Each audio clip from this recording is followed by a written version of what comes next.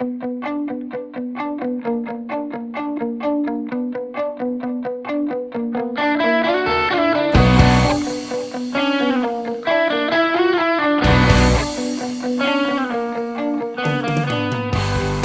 morning all. This is going to be a short video on how I set up and operate my Goldmaster 3. See, these are fairly difficult machines to run compared to the machines nowadays. Everything nowadays is pretty much automated, but I'm a firm believer in nothing's for free. And if you have a machine that's too easy to operate, you're losing sensitivity and depth. I prefer the manual machines, and you know, what can I say? I'm an old guy. If it's new, I'm again it. Okay, well, got the Goldmaster, got my headphones. Okay, the first thing I want to discuss is headphones. With the older type gold machines like this, the impedance of your headphones is important. Preferably, you want 100 ohm headphones. I am a big fan of the Nugget Busters. These things are pretty much indestructible. They respond very well. They have the cord is replaceable, and it comes with a spare cord because the cord is what always breaks on them. Now, this isn't a sponsored ad for the Nugget Busters or anything. I just think they're a really good product, and I don't mind telling people that they are.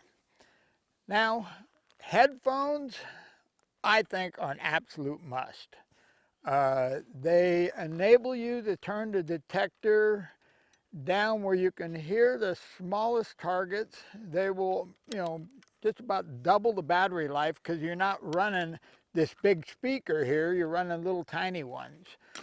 And they cut out the outside noise. If you're down around the river or something, you're going to miss targets if you don't have headphones on. And as far as people saying, well, they're dangerous because of snakes and all this, I mean, you're swinging a stick around in front of you everywhere you go. I've been doing this for a long time and I haven't been killed yet. Okay, well, let's jump right into how to adjust them. Okay, let's jump into the controls first off. Okay, with the Goldmaster series, at least up to the 3, the controls on the Goldmaster, the VSAT, and the 3 vary, but they're basically the same controls, same. As the series goes, they add a little bit of stuff, but the basic controls are the same. Okay, let's take a look at them. Okay, on the front part of the machine, you have 2 controls. This is your frequency, this is your threshold. Now your frequency, you'll leave that off. The only time that you will adjust this, if you have another machine, another Goldmaster machine with you, if you're both operating on the same frequencies, they will talk to each other. And they will basically go non-stop.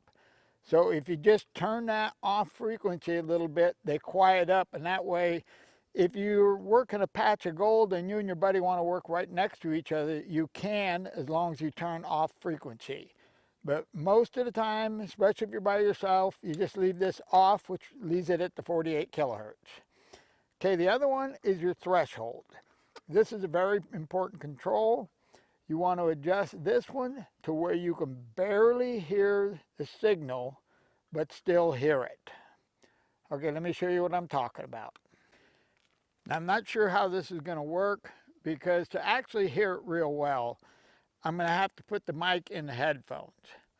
So my speech is going to be muffled. Hopefully you'll be able to hear it. Okay, now I've got the detector on, and I'm going to start turning the threshold up.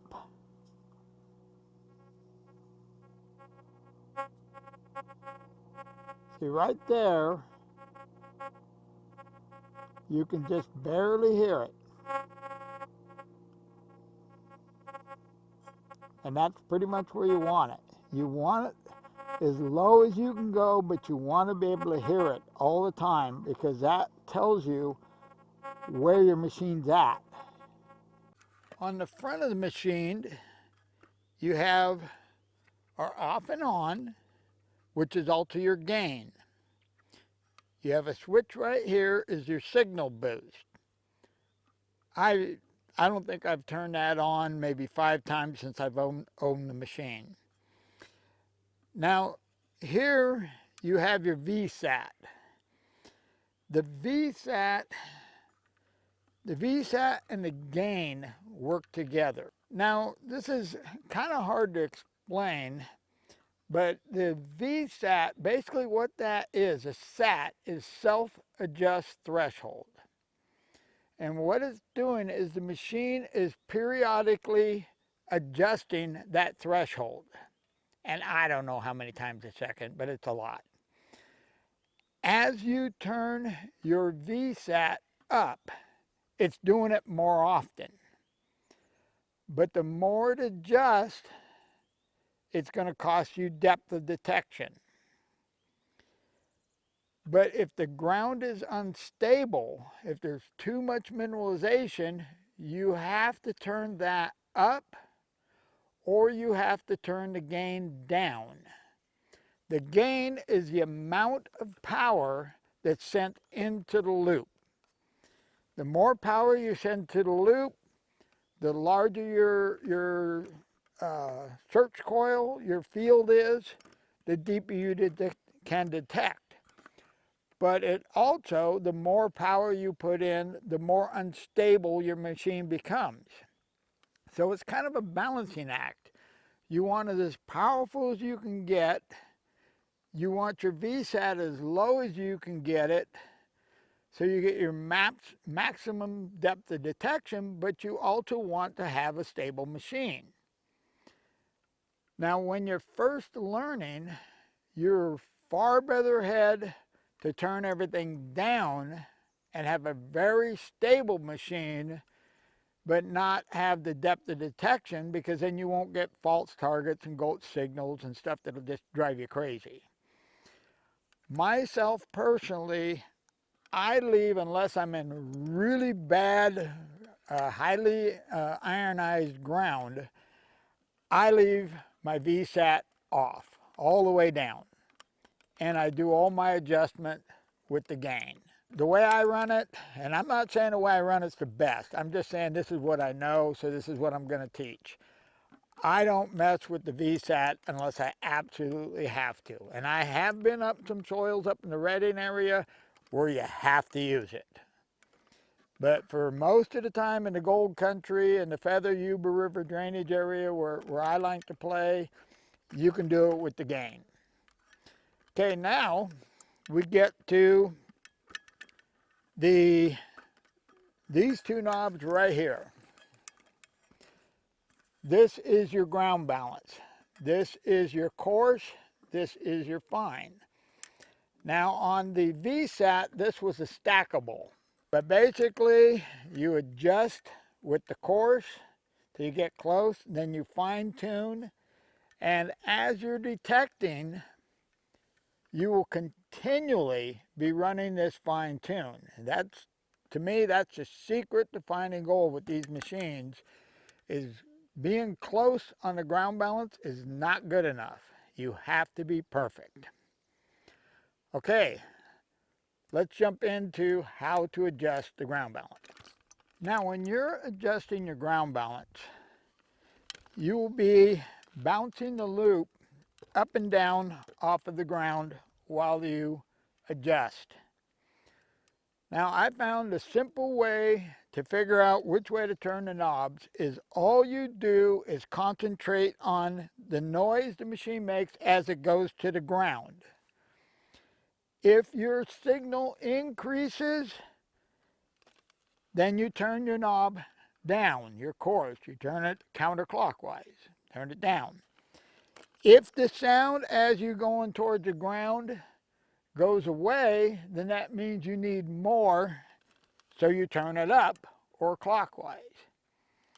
And you will continue doing that until the sound becomes pretty much the same as you balance it. Then you switch over to your fine tune and get it right on the money. Okay, well, I'm going to grab the headphones, turn the detector on, and I'll show you that procedure. Okay, got our detector on. We've adjusted our threshold.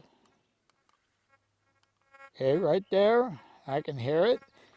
Now, I've got the ground balance set, everything in the center, all the knobs at 12 o'clock. And I'm going to lower the machine towards the ground. Okay, you'll notice as I go towards the ground, the sound quits.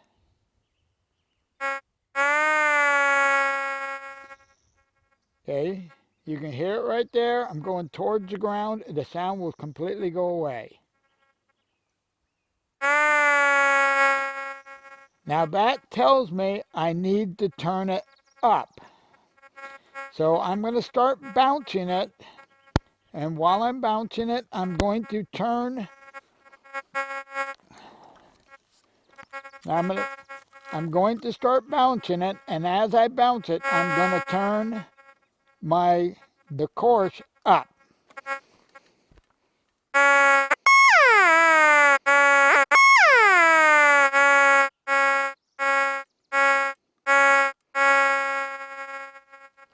Okay, now I've turned it quite a ways, and you can still hear that as the loop is going towards the ground, the sound is still going away. Not as radically though, so we're getting close. So let's go a little more.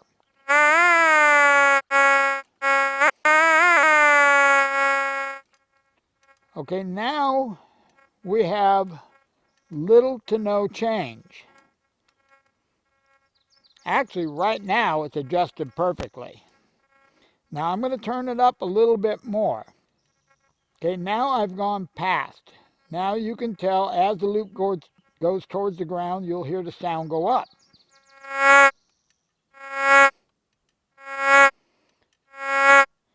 So we'll turn it down. Now we're going to be adjusting the fine tune now. Still too high.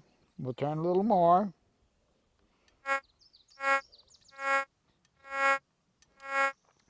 Still increasing as we go towards the ground, so we need to turn it down. So we'll turn a little more. Okay, now you can hear the sound goes away. So we're going to turn it up a little more. Okay, right here we have no difference in the sound as we go up and down, so we are now ground balanced.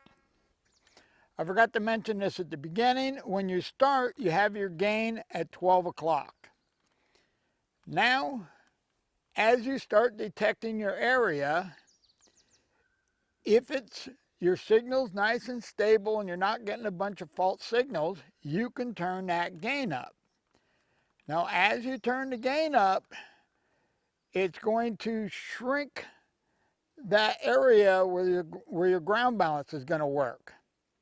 So you'll continually be checking, bouncing your loop every now and then to check your ground balance and adjust it with your fine adjustment. It won't be much, just a little bit, but try to keep that ground balance right on the money.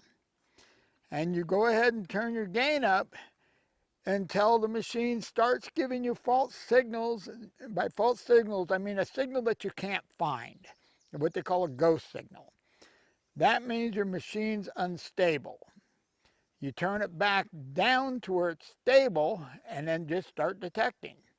Okay, we're going to do a little detecting here on this road.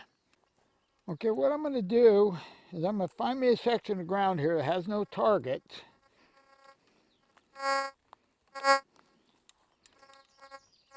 Looks pretty good. Now, we're going to go over this. You don't want to move your loop too terribly fast. Okay, we basically don't have any targets here. Now, I'm going to turn the gain all the way up.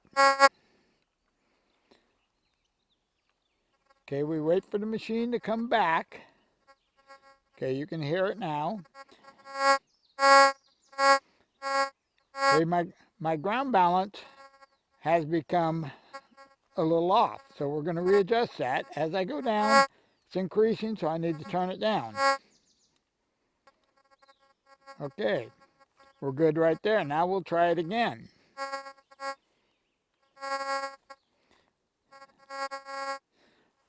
You'll notice it's still a little unstable.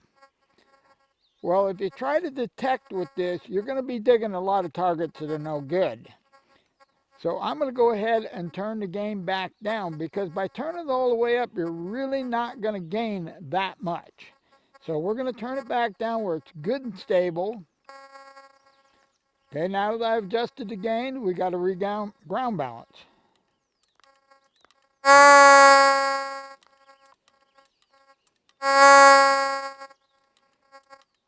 Okay, let's see if we can find a target.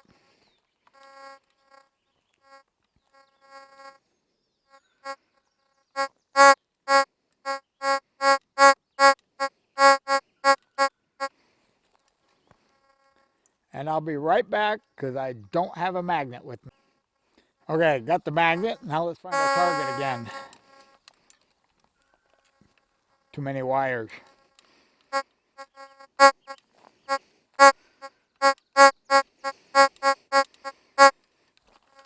Right now.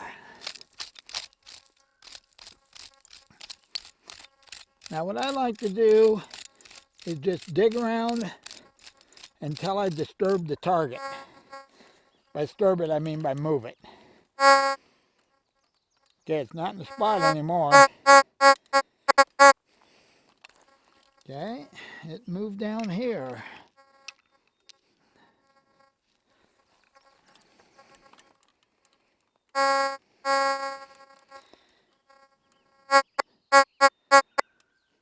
And our target was a hot rock.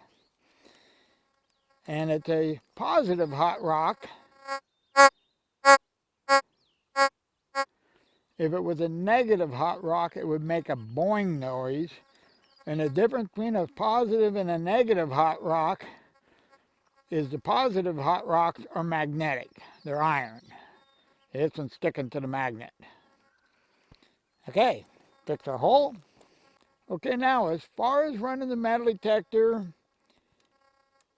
with the Goldmaster series, you don't want to swing them too slow. You don't want to swing them too fast. The old 6,000 PIs, you had to really move those. But this machine, a nice comfortable sweep is fine. And if you're working bedrock looking in crevices, you got to remember that your loop is like an inverted cone. So you want to make sure you keep your loop aimed at the deepest part of that crevice so you get your maximum depth. And always try to keep your crevice as low as you can, or keep your loop as low as you can. Get a loop cover so you don't wear a hole in your loop. And that's pretty much it. Okay, well, if you enjoyed the video and you're not already a subscriber, go ahead and hit that subscribe button. And while you're at it, if you click the notification bell, you'll get a notification when I put up a video. Okay, well, I'm going to go grab my other detector, and I'm going to do one on how to run the White's TDI. So, you guys have a wonderful day.